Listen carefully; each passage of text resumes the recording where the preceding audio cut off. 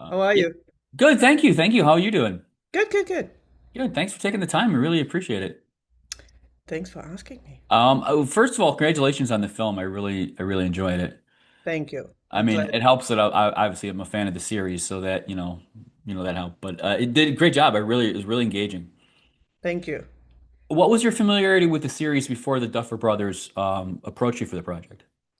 Well, I was a huge fan like everybody else. So I had seen the season one twice, and then the rest, of course, I was waiting like everybody else. Will you this your career is extensive to say the least, but I imagine this was one of the higher profile projects you worked on. Were you hesitant to take on something with this much notoriety? I mean, yes and no. I mean, I like the challenge of it, right? Because it was also so different from anything else that I'd ever done. Sure. But the fact that we knew we have a year, that really helped. That was like, okay, we can figure this out. I mean, your previous feature length was the Tomorrow, Tomorrow, Tomorrow. That was 6 years, correct? That was 12 years. You mean 12 like years. in the making? Yeah. Yes, it was 12 years in the Okay. making. So this, I mean, dropping the bucket for you this time then, right? Yeah, no, I mean, that was also interesting to me and again another great challenge that I knew there's a time frame. We had to be done in a certain time frame. No Sure. matter how big and extensive the shooting was, we also knew when we had to be done. Well, I was going to ask you about that. What was the turnaround time from? I mean, with your other films, I imagine you finish when you finish. But you had a time frame in this one. What was the turnaround time from when you finished wrapping filming the documentary to when you had to turn around to Netflix? I mean, it was pretty much a year Okay. because they wrapped December 20th, and we had started editing, I think, in October. Okay. Yeah, so it Well, was an extensive edit. oh, I will. I would imagine so. I mean, how many hours did you end up filming altogether? Well, that's always a joke when when Ross at the end says they have 650, we had Right. 713. Wow. I mean, their 650 was only like unit one, but still, Right. Sure. yeah. What was the process like for you breaking it down then into whittling that down into a 2 hour film? Well, we started out and I had certain themes in mind already. And then I knew over the course of the year other themes will reveal themselves. And so I kept always like whittling it down towards the theme and then whatever else was happening. Obviously you always want to be surprised and take all these happy accidents into account. Like I Sure. didn't know that we're gonna end up with the pain tree set or things like that, right? So the idea of like this is really an end of an era in terms of set building, Right. that developed on set. But I always knew that I wanted it to be primarily about creativity, the creative process, and the collaboration. So those two things, and then of course coming of age. It's a 10-year show. The Sure. kids have grown up, but then everybody else also grew up, right? Including the duffers. Like, I'm interested in how, I mean, you had a built-in narrative as far as, well, this is episode one, two, three, four, you mhm. had a built-in narrative for that. But then there's also, you focused on them not being able to come up with an ending, which you carried throughout. Was that a happy accident, or was that something you were looking to? Okay, let's create this something to hang the series on or the film on. Well, I mean, so it's not uncommon that the writers are writing while the shooting is happening. I Sure. think there is a little chatter out there that people simply don't know that. It's a common thing to do. Right. I mean, that's why they have guest director. That's why every show has guest directors, right? So because you have to not only write it, you also have to prep it. Sure. But yes, the fact that they were so hammered in that the time pressure just added up on that. But it's also the show is so big that they really didn't have the time to sit down Sure. and write it. And that happened on set. That storyline evolved on set. What would you say were any of the biggest challenges you faced with this project? I think really the sheer amount of good footage that I can't use. Sure. Well, I mean, this could have been a series, obviously. You could have had a 2 hour film based on each episode, really. Um, Pretty much. But on some point it has to end. Sure, of course. And so, we knew the show ended, and so you don't want to. I never wanted to mirror the show. I wanted it to be a standalone that Sure. really is just a bow on the end because, yeah, the show is the driving force. You managed to capture some pretty intimate and sometimes crucial moments amongst what was a rather chaotic set. I mean, especially the oneer episode. The Um, magazine. can you talk about finding those intimate moments when, I mean, you're surrounded by hundreds of extras and, the stunt people and stuff, and here you are honing in on these really small, intimate conversations. Can you talk about finding those moments? Well, I am, at the core, I am a observational filmmaker and a Sure, cinematographer. So it's so funny. It's a lot of instinct, but of course, it's also I know the characters. I know the people. I have built trust with them, so they let me come close. And then you just really, I mean, you shoot this way and you listen to that one, to the right. opposite way, what's happening over there. It's like you have your eye on the viewfinder to the right, and then your other eye is open to the left, and okay, I have to move over there. So it's really, yeah, I don't know how else to answer that. And you also characters, right? I spend a lot of time with Hiro on the maxi, like Hiro and Janelle doing the rehearsals.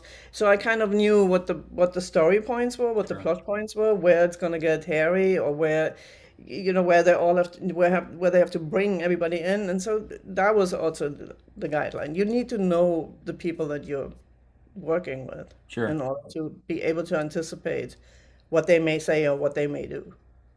I found it interesting too that you work, you follow the first AD and you follow, I think you opened up a lot of people who don't really necessarily know how a show or films are made.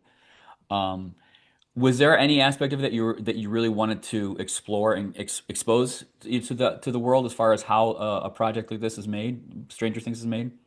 Well, I do think I'm a crew member since, you know, ever. And Sure, so I really wanted to highlight it takes a village, sure, and that was sort of my focus, like the collaboration. And what a story that emerged on Stranger Things that I didn't foresee was really like the profile, like how good everyone was and how engaged. And it was the team was 500 people, 250 on set every day.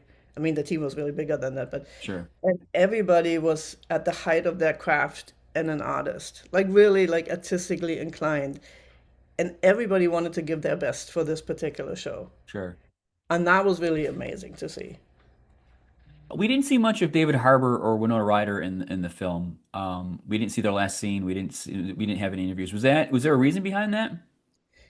I mean, most of it is just schedule. It's like Sure, where am I? And then sometimes there were schedule changes so that we didn't, the rain and so forth. So there were schedule changes that we didn't anticipate. We, as in me and my crew. So it's really just, and it's again, it's I have 2 hours. I'm sure, 70, yeah, of course, 700. yeah, yeah, of course. What would you say the big difference between acting as a DP for someone else's project versus a project that you're directing? I mean, you always, even as a DP, you go in with certain stories in mind, right? You Sure, have to go, you have to have a goal, otherwise you're just hosing it down.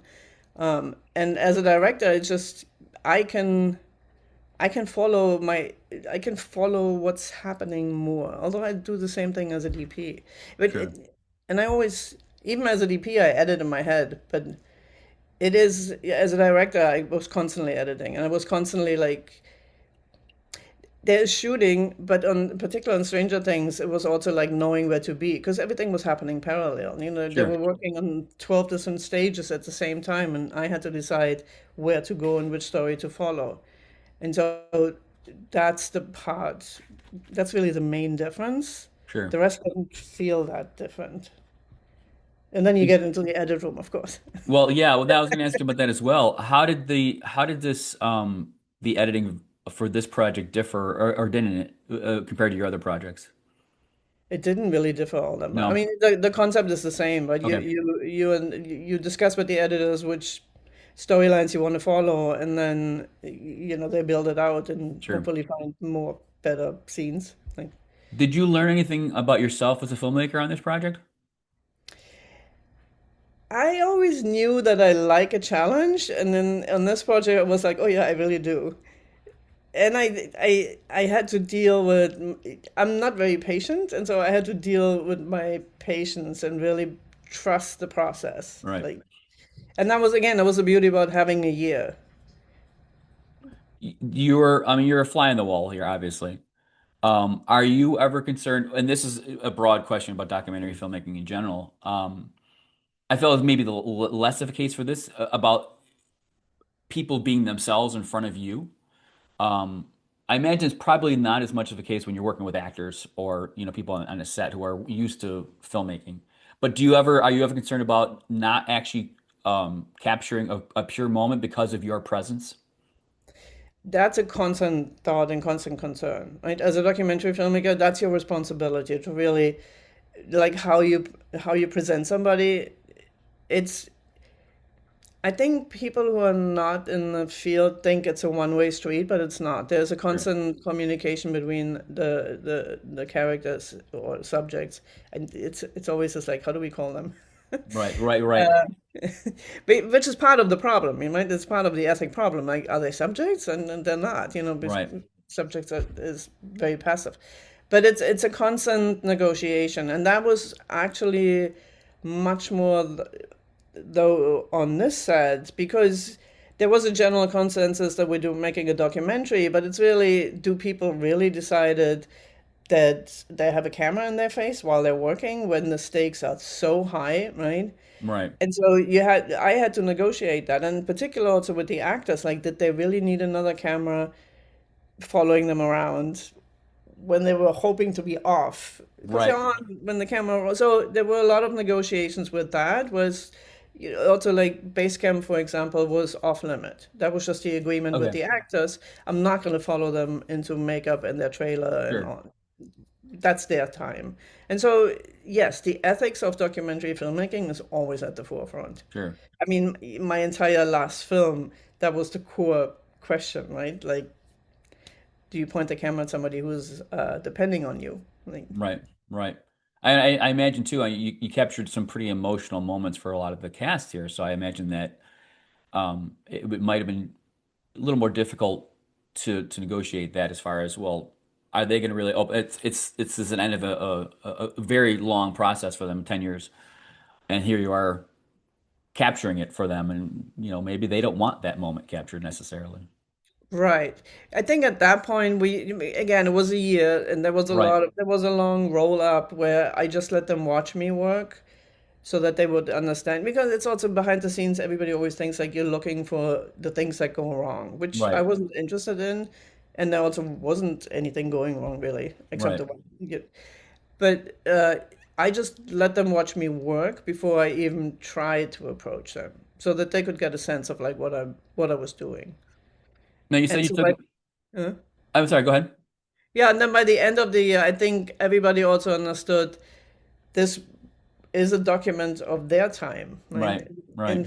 In 10 years, they can show that to their friends and kids, and I think they understood that.